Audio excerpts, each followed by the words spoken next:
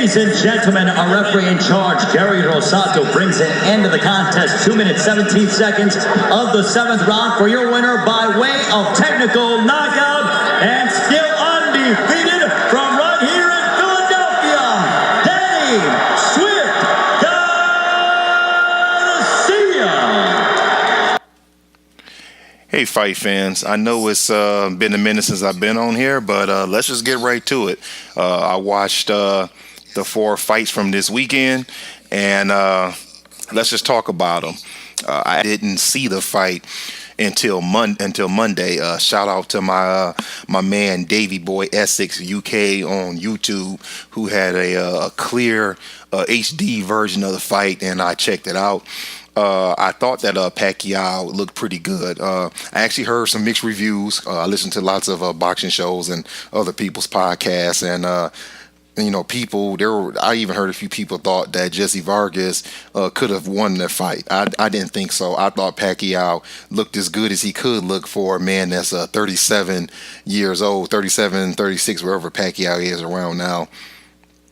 It looks like he may have slowed down just a little bit, but definitely good enough to beat guys on the level of Jesse Vargas. No disrespect to him, but Pac-Man is still good enough to beat guys like that. Now, it was interesting that Mayweather was in the crowd, and some think that this may be a setup for he and Mayweather to fight next year for a second fight. At this point, I really don't even care anymore. If Pacquiao and Mayweather want to get in the ring and do it again, so be it. Another fight they talked about was Vasyl Lomachenko, if he gets past Nicholas Walters in a couple of weeks, jumping up 2 weight classes, and Pacquiao coming down 1, and those guys fighting. Of course, that would be a very interesting fight. But if I absolutely had to take my pick between the two, I would rather him fight Mayweather again. It's a guy that's at the weight that he's been fighting at, and who knows, these guys are old enough, kind of like Ali and Frazier in their 3rd fight, to where it actually may be a more interesting fight than it was the first time, because they both have slowed down a little bit and maybe can't move as much as they once did. So that's all for that. Let me move on to this week's fights. I'm going to start out with the Javier Fortuna Omar Douglas fight. It looked as if the young prospect was going to be in for easy night, as he rocked Fortuna with a left hand. If you remember in that first round, Omar Douglas kind of dipped to his right. And he was kind of had a lot of weight on that right leg, and he came with that left. It was a hard left, and then when he straightened back up, he caught Fortuna with another left, and that's the one that put him down. And he looked like he was hurt pretty good, but the vet did his thing, man. He got up, and he definitely won those last at least 8 out of those next 9 rounds. I mean, it was he was pretty much putting a clinic on Omar Douglas, and then by the 7th round, Douglas woke back up. He began kind of going head up with him, and the fight got a little exciting. In rounds 8 and 9, it was a little bit of hugging going on. Fight slowed down a little bit, and then in the 10th round, Fortuna just went for it all, like the fight was on the line, and just took it to Douglas, and he came away with the victory. Pretty good fight.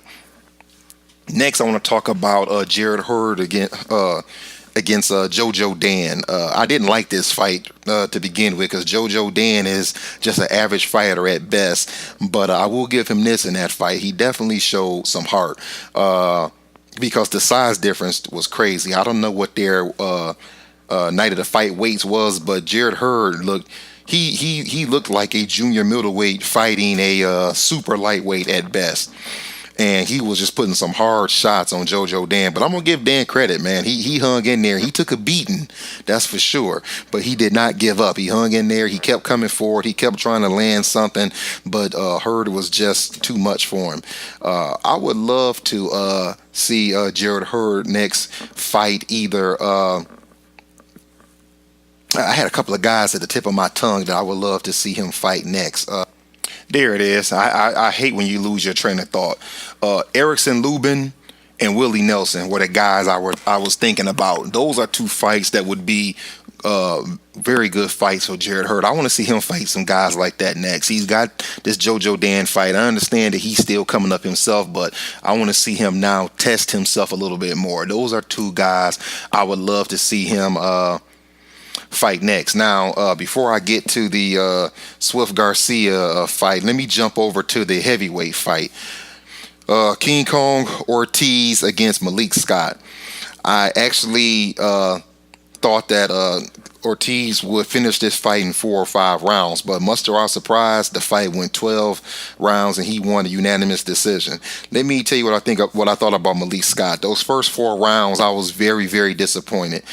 Well, I should say this: the first 2 rounds, I did like Malik Scott's strategy. I know that it wasn't crowd pleasing what he was doing, but when you're in there, when you're the one in there with a murderous puncher like Luis Ortiz, I didn't blame him for being on his toes and moving around. He shouldn't be trying to go head up with a monster like that. But then he began to slow down in the 3rd and 4th round, and he fell down 2 or 3 times, claiming he got hit on the back of the head. And I'm going to be honest, it was very reminiscent of when he fought Deontay Wilder, and he barely got touched and he went down. And I thought, wow, we're about to have the same thing happen again. He's going to act like he's hurt, because on one of those knockdowns, that the referee, by the way, didn't count as a knockdown, he acted as if he couldn't get up, as if he was just hurt that bad.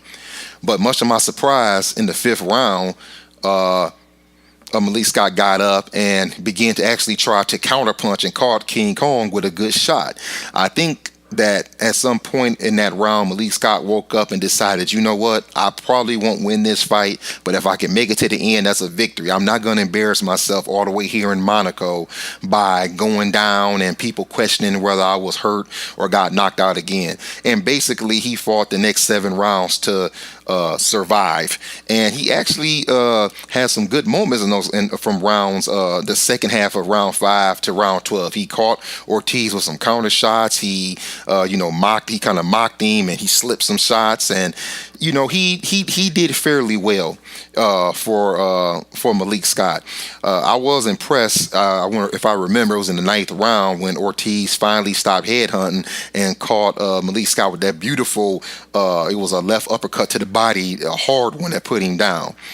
So I don't know if I want to criticize Ortiz or not in this fight. He was facing a guy who was quicker on his feet and was moving around. I think that he has to learn how to cut the ring off. You can't expect someone to stand there in front of you and just take your punches and allow you to tee off on them. He has to do a better job of cutting off the ring and taking the fight to the man who doesn't want to bring the fight to him.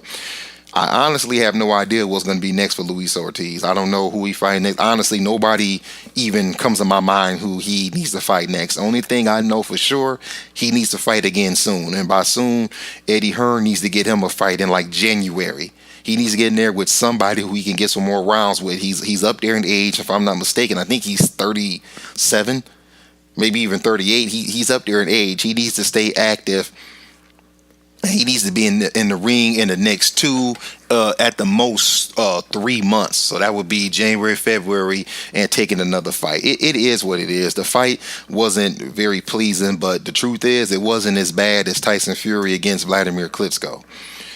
All right, let me move to the main event. Back on the other card, Danny Garcia against Samuel Vargas. This fight went about the way I thought it would go. I thought it would end with Garcia stopping him, even though I wouldn't have been surprised if it would have been a decision. I can't really say a lot about Samuel Vargas, because I'll be honest, I've only seen this guy fight once before, and it was when he got beat by Errol Spence. What I notice about him is that he's very flat-footed, and Danny Garcia was able to catch him with that right hand almost every time he threw it, because the dude was so flat-footed. And Garcia showed a decent amount of power at welterweight as he put Vargas down in the 2nd round, and he pretty much, hurt him for the next few rounds until the fight was stopped, which it rightfully should have been. It's not really a whole lot to say about that. I mean, it just is what it is. It was a tune-up fight, which leads us to the fight that's coming up in March with Keith Thurman. I'm very excited about that fight. I'm glad that Keith Thurman was there. He was commentating. He was in the ring, and I'm going to go on record now and say, even after what I saw last night, I'm still going to go with Keith one-time Thurman in this fight. Danny Garcia is tough. Just because you pick against Swift doesn't mean that you dislike him, because that's not true. I like the kid. I actually think he's a very good fighter. He's better than a lot of people give him credit for, but I do think that come March, Keith Thurman is going to be too much. Yes, I know he fought the machine Matisse, but Matisse doesn't have power like Keith Thurman does. And Keith Thurman is not going to be flat-footed standing there so Garcia can either get off that left hook, or you know how Garcia throws that right to the body and he comes up with the left hook. Thurman is not going to be there for that. And he's not going to catch Thurman with that overhand right that he kept catching Vargas with all last night. Thurman is going to move. He's going to punch, and I think he's going to punch hard. I could change my mind between now and March, but I highly doubt it. I have one-time Thurman by unanimous decision come March. That was pretty much the fights for the weekend. It's good being back on here. I know it's been a while since I've done fights. I've been pretty busy, and as you all know, October pretty much had no fights. Definitely over here in the United States, there was pretty much no fights on. Everything I watched was overseas, and I had to stream it all, and honestly, I didn't feel like doing videos on it. That's all I have. Catch y'all later.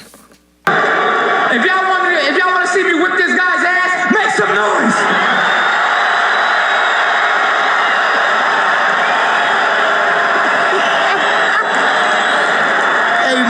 Now, Keith, what you said in the booth was he's landing. He looks great, but he's not in there against me, against Keith one time.